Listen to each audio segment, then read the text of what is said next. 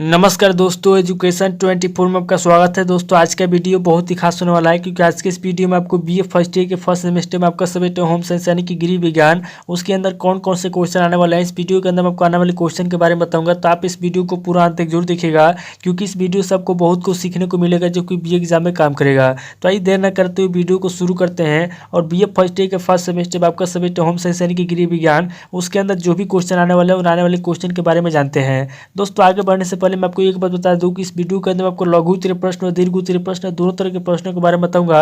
तो आप इस वीडियो को स्किप किए बिना पूरा देखिएगा ताकि आपको दोनों तरह के प्रश्नों के बारे में पता चल सके। तो आइए दोस्तों बिना किसी देरी के हम लोग शुरू करते हैं और सबसे पहले लघु उत्तरीय प्रश्नों के बारे में जानते हैं। तो यहाँ पे दोस्तों लघु उत्तरीय प्रश्न में पहले प्रश्न की बात की जाए तो यहाँ पे दोस्तों आपका पहला प्रश्न दिया हुआ है, संज्ञानात्मक विकास के निर्धारकों की विवेचना कीजिए। यहाँ पे दोस्तों पहला क्वेश्चन कह रहा है जो संज्ञानात्मक विकास के निर्धारक हैं। यहाँ पे दोस्तों आपको पहले क्वेश्चन के अंदर संज्ञानात्मक विकास के निर्धारकों की विवेचना करना है। अब दोस्तों अगले क्वेश्चन की बात की तो यहाँ पर दोस्तों आपका दूसरा क्वेश्चन दिया हुआ है, पियाजे के संज्ञानात्मक विकास सिद्धांत की विवेचना कीजिए। दूसरा क्वेश्चन कह रहा है जो पियाजे है, पियाजे के जो संज्ञानात्मक विकास सिद्धांत है, यहाँ पे आपको दूसरे क्वेश्चन के अंदर पियाजे के संज्ञानात्मक विकास सिद्धांत की विवेचना करना है। अब दोस्तों अगले क्वेश्चन की बात की जाए तो यहाँ पर दोस्तों आपका तीसरा क्वेश्चन दिया हुआ है, क्रियात्मक विकास को प्रभावित करने वाले तत्वों को स्पष्ट कीजिए। तीसरा क्वेश्चन कह रहा है जो क्रियात्मक विकास को प्रभावित करने वाले तत्व हैं, यहाँ पे आपको तीसरे क्वेश्चन के अंदर क्रियात्मक विकास को प्रभावित करने वाले तत्वों को स्पष्ट करना है।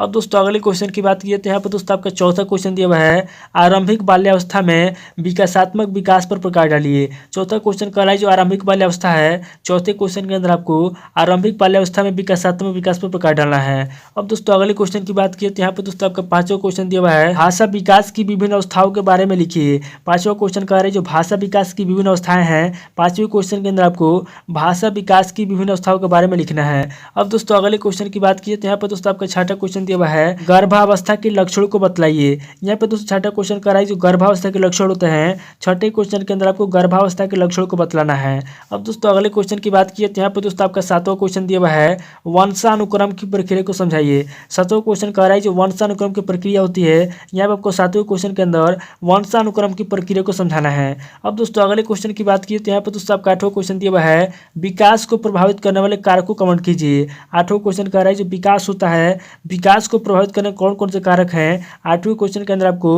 विकास को प्रभावित करने वाले कारकों का वर्णन करना है। अब दोस्तों अगले क्वेश्चन की बात की तो यहाँ पर दोस्तों आपका नवा क्वेश्चन दिया हुआ है, विस्थापक पदार्थों से आपका क्या अभिप्राय है। नवा क्वेश्चन कह रहा है जो विस्थापक पदार्थ होते हैं, विस्थापक पदार्थों से आपका क्या अभिप्राय है, यानी कि विस्थापक पदार्थों के बारे में आपको बताना है कि विस्थापक पदार्थ क्या होता है। अब दोस्तों अगले क्वेश्चन की बात की तो यहाँ पर दोस्तों आपका 10वां क्वेश्चन दिया हुआ है, अनुपूरक पदार्थों से आपका क्या अभिप्राय है। यहाँ पर दोस्तों कह रहा है कि जो अनुपूरक पदार्थ होते हैं, अनुपूरक पदार्थों से आप क्या समझते हैं। यहाँ पर दोस्तों 10वें क्वेश्चन के अंदर आपको अनुपूरक पदार्थों के बारे में बताना है। अब दोस्तों अगले क्वेश्चन की बात की तो यहाँ पर दोस्तों आपको 11वां क्वेश्चन दिया हुआ है, अंकुरण पर टिप्पणी लिखिए। यहाँ पर दोस्तों 11वां क्वेश्चन कर रहा है जो अंकुरण होता है, 11वें क्वेश्चन के अंदर आपको अंकुरण पर टिप्पणी लिखना है। अब दोस्तों अगले क्वेश्चन की बात की तो यहाँ पर दोस्तों आपका 12वां क्वेश्चन दिया हुआ है, भोजन पकाने की आवश्यकता या पाक क्रिया के उद्देश्य से बतलाइए। यहाँ पर दोस्तों 12वां क्वेश्चन कह रहा है कि भोजन पकाने की आवश्यकता क्यों होती है।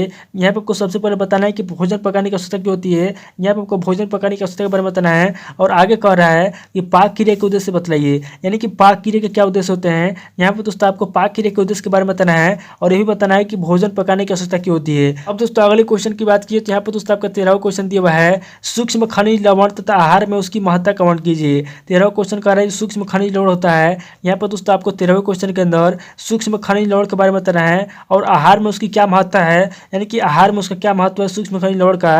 यहाँ पर दोस्तों आपको आहार में उसकी महत्ता का वर्णन करना है। अब दोस्तों अगले क्वेश्चन की बात की तो यहाँ पर दोस्तों आपका 14वां क्वेश्चन दिया हुआ है, संतुलित आहार किसे कहते हैं, पर्याप्त आहार व संतुलित आहार में अंतर स्पष्ट कीजिए। 14वां क्वेश्चन कह रहा है जो संतुलित आहार होता है, संतुलित आहार किसे कहते हैं, पर्याप्त आहार व संतुलित आहार में क्या अंतर होता है। यहाँ पर दोस्तों आपको पर्याप्त आहार व संतुलित आहार में अंतर स्पष्ट करना है।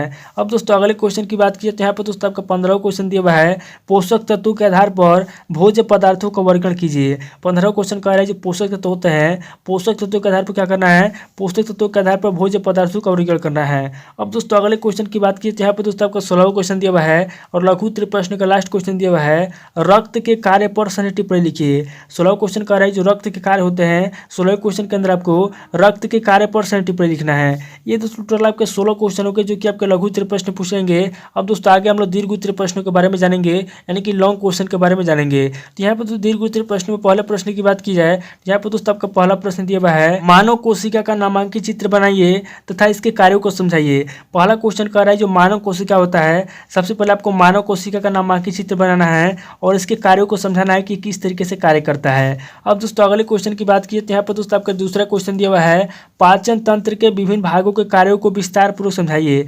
दूसरा क्वेश्चन कह रहा है जो पाचन तंत्र है, पाचन तंत्र के जो विभिन्न भाग हैं, यहाँ पर दोस्तों दूसरे क्वेश्चन के अंदर आपको पाचन तंत्र के विभिन्न भागों कार्यों को विस्तार पूर्वक समझाना है। यानी जो पाचन तंत्र होता है, पाचन तंत्र के जो विभिन्न भाग होते हैं, विभिन्न भागों के जो कार्य होते हैं, यहाँ पर आपको दूसरे क्वेश्चन के अंदर पाचन तंत्र के विभिन्न भागों के कार्यों को विस्तार पूर्वक समझाना है।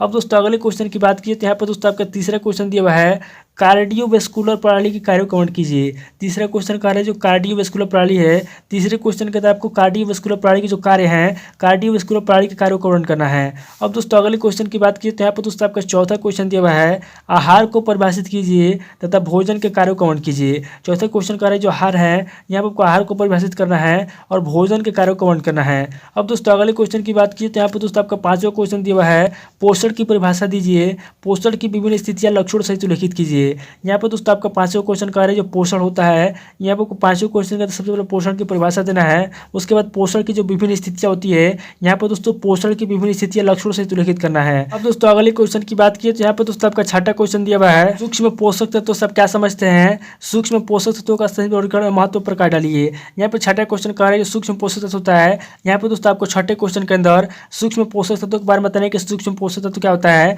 आगे कह रहा है कि सूक्ष्म पोषक तत्वों का सही वर्गीकरण कीजिए, यानी कि यहाँ पर दोस्तों आपका सूक्ष्म वर्गीकरण का वर्गीकरण करना है और इसका जो महत्व होता है, यहाँ पर दोस्तों आपको सूक्ष्म पोषक तत्वों का महत्व बताना है। अब दोस्तों अगले क्वेश्चन की बात की तो यहाँ पर दोस्तों आपका सातवां क्वेश्चन दिया हुआ है मानव विकास की अवस्थाओं का वर्णन कीजिए। सातवां क्वेश्चन कह रहा है जो मानव विकास की अवस्थाएं होती है, सातवें क्वेश्चन के अंदर आपको मानव विकास की अवस्थाओं का वर्णन करना है। अब दोस्तों अगले क्वेश्चन की बात की तो यहाँ पर दोस्तों आपका आठवां क्वेश्चन दिया हुआ है गर्भकालीन विकास की विभिन्न अवस्थाओं को विस्तार से समझाइए। यहाँ पर दोस्तों आठवां क्वेश्चन कह रहा है जो गर्भकालीन विकास की विभिन्न अवस्थाएं होती है, गर्भकालीन विकास की विभिन्न अवस्थाओं क्या करना है, गर्भकालीन विकास की विभिन्न अवस्थाओं को विस्तार से समझना है। ये दोस्तों टोटल आपके 8 क्वेश्चन हो गए जो कि आपके दीर्घ उत्तरीय प्रश्न पूछेंगे।